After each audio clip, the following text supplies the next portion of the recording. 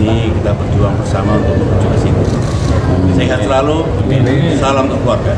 Yang saya dapatkan karena saya bertemu dengan masyarakat, di samping tentunya bertemu dan memberikan semangat kepada para kader Demokrat, tapi dengan masyarakat saya mendapatkan pengetahuan bahwa rakyat kita ini sebetulnya yang diinginkan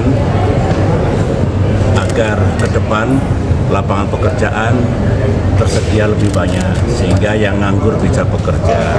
Mereka juga mengatakan, Pak, kami ingin penghasilan yang lebih baik supaya bisa membeli kebutuhan sehari-harinya. Utamanya di situ. Jadi semuanya berkaitan dengan kesejahteraan rakyat. Ini saya kira para capres, para cawapres, para caleg itu harus mengerti apa yang diinginkan oleh masyarakat. Dan saya juga senang karena masyarakat juga masih ingat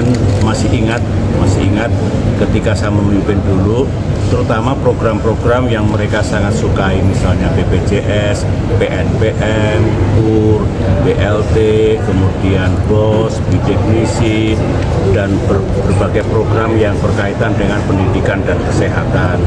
Juga mereka ingin pupuk kembali para petani itu, Pak, pupuknya ada tapi harganya juga terjangkau. Yang nelayan juga solar. Artinya rakyat kita tidak mengharapkan yang tidak-tidak, semuanya masuk akal. Sehingga ini menurut saya bagus kalau pemimpin yang akan datang, pemerintahan yang akan datang itu betul-betul mewujudkan keinginan rakyat itu. Itu yang paling penting bagi saya.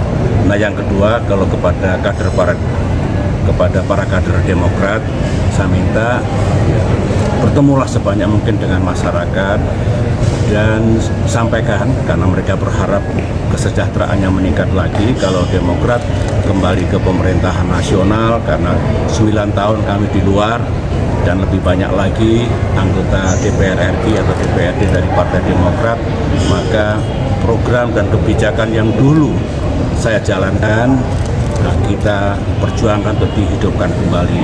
Presiden Jokowi memang melanjutkan sebagian dari program-program dulu, tapi sebagian memang tidak dilanjutkan, itu hak beliau. Tetapi kalau Demokrat kembali ke pemerintahan, itu akan dihidupkan. Intinya dua hal itu. Kalau ditanya apa oleh-oleh atau yang saya dapatkan keliling Jawa Barat, Jawa Tengah, DIY, dan Jawa Timur selama 3 minggu ini. Proyeksi Partai Demokrat di pemilu 2024 seperti apa, Bu? Demokrat tidak memiliki target yang misalnya harus sekian persen, harus sekian kursi, tidak. Tetapi saya memberi semangat dan para kader juga punya semangat yang luar biasa. Saya senang untuk meningkatkan persentase suaranya dan menambah kursinya. Saya katakan bagus, laksanakan dengan baik, dengan cara sekali lagi menyapa masyarakat, mendengarkan harapan mereka. Jadi pikiran saya, kalau suara Demokrat secara persentase meningkat, jauh yang bisa dicapai, kursinya juga bertambah lebih banyak, cukuplah untuk kita tetap eksis dan berperan dalam dunia parlemen di DPR RI maupun DPRD. Sementara tentu kami berharap Pak Prabowo menjadi presiden, sehingga agenda perubahan dan perbaikan yang kami titipkan di samping kesinambungan tentunya itu bisa diwujudkan. Jadi banyak yang tidak mengetahui bahwa meskipun kami berada di koalisi Indonesia Maju, tetapi kami menitipkan kepada Presiden nanti, insya Allah Pak Prabowo, agar program-program ataupun agenda perubahan dan perbaikan itu dijalankan. Tentu juga melanjutkan hal-hal yang sudah baik. Oke, gitu ya teman-teman. Sampai ketemu lagi.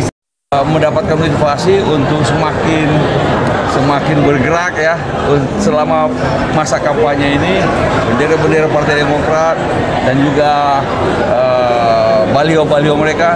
Tapi yang menarik adalah masyarakat kebanyakan ketika singgah di kuliner, ketemu dengan masyarakat di jalan atau di berbagai macam gerak jalan atau di sholawatan dan sebagainya.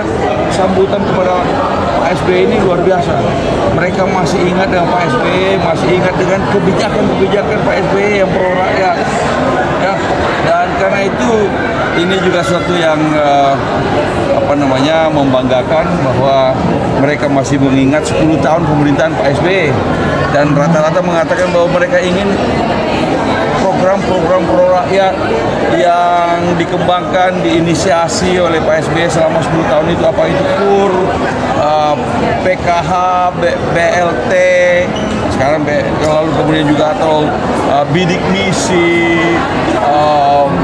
guru-guru yang honorer yang diangkat, atau juga PNPM mandiri dan sebagainya. Mereka ingin supaya kebijakan-kebijakan itu ya dilanjutkan lagi oleh pemerintahan baru nantinya. Sudah terhitung berapa lama Pak SBY turun dari Jakarta?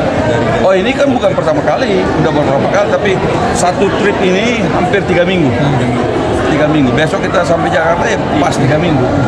Ada target yang disampaikan Pak SBY kepada seluruh kader selama trip ini?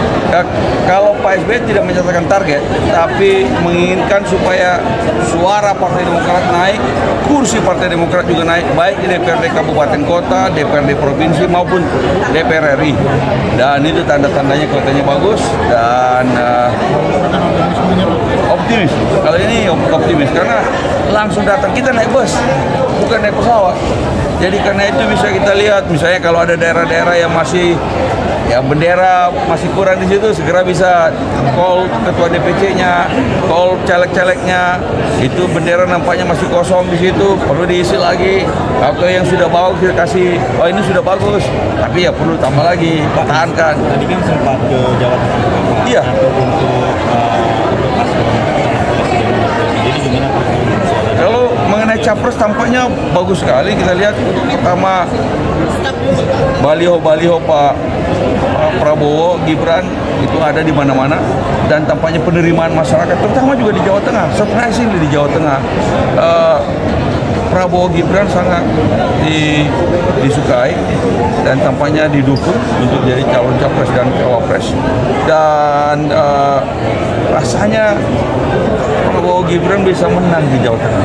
Orang bilang waktu itu ada tempatnya Pak Ganjar, tapi ternyata Prabowo menang. Di Jawa Barat, kalau di Jawa Barat jelas itu Prabowo. Indikator tingginya suara di Jawa Tengah sendiri. Dan kita berdialog dengan masyarakat. Pak SBY juga sekaligus juga berdialog dengan teman-teman wartawan di situ, radio lokal, TV lokal, dan juga masyarakat di kebanyakan.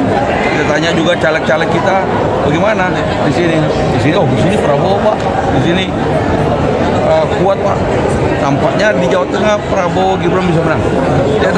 Di Cirebon Raya sendiri kan dikenal sebagai wilayah merah untuk meningkatkan elektabilitas pasangan nomor 2 sendiri. Saya melihat Cirebon Raya ini biru. Soal itu biru kalau kita lihat. Dan coba lihat, kita masuk ke jalan tol, alhamdulillah baliho-baliho Pak Herman Heron dan juga istri Ibu Herman ada di mana-mana, bendera Demokrat juga ada di mana-mana rasanya. Dan karena itu juga rasanya di daerah Cirebon Raya juga Pak Prabowo akan menang. Seluruh Jawa Barat pasti jelas menang. Jawa Tengah pun bisa menang. Jawa Timur juga menang. Agenda di Cirebon Bapak berarti hari ini malam ini kita akan ketemu dengan kader-kader, konsolidasi, kasih semangat aja kader-kader itu sambil makan malam bersama, kasih semangat karena mereka kan yang berjuang di lapangan. Tugas kami Pak SBY, DPP adalah mengkonsolidasikan mereka, memberi motivasi agar mereka semakin bergerak. Masih ada tinggal waktu, tidak sampai 2 bulan. pertahankan yang sudah bagus. Kalau masih ada yang kurang-kurang, segera dibereskan sehingga 14 Februari menang. Kampanye Akbar bersama Prabowo kapan, Pak? Kenapa? Kampanye Akbar bersama Pak Prabowo dan Pak SBY satu panggung itu kapan, Pak? Rencananya, Pak? Nah, ini sedang diatur kan, kalau tidak salah mungkin di Aceh, di Sumatera Utara sedang diatur waktunya. Tapi kalau AHY kan selalu sama-sama. Kan Pak SBY udah beberapa kali ke Cirebon, mungkin pernah cerita Pak hal yang terkesan dari Cirebon itu untuk Pak SBY apa? Ya kalau kuliner empal gentong lah, kalau kulinernya, tapi dan juga batik mega mendungnya. Tapi warga Cirebon ini warga kritis, karena pantai utara itu adalah orang-orang kritis. Maka cara berkampanye di sini juga berbeda, dan itulah kalau Partai Demokrat selalu siap untuk membeberkan bukan cuma janji tapi bukti. Kalau partai lain mungkin berjanji, kalau kami memberi bukti apa yang sudah dilakukan oleh Pak SBY selama pemerintahannya 10 tahun sebagai presiden, itu yang akan kita lanjutkan lagi. Pak, target nasional Demokrat, Pak, di pemilu, Pak, berapa persen, Pak? Naik kursinya, naik suaranya. Itu yang paling penting. Setelah Cirebon, Bang, berarti langsung ke Jakarta. Balik Jakarta dulu, setelah itu kita baru kemudian start lagi. Terima kasih, Bang Andi.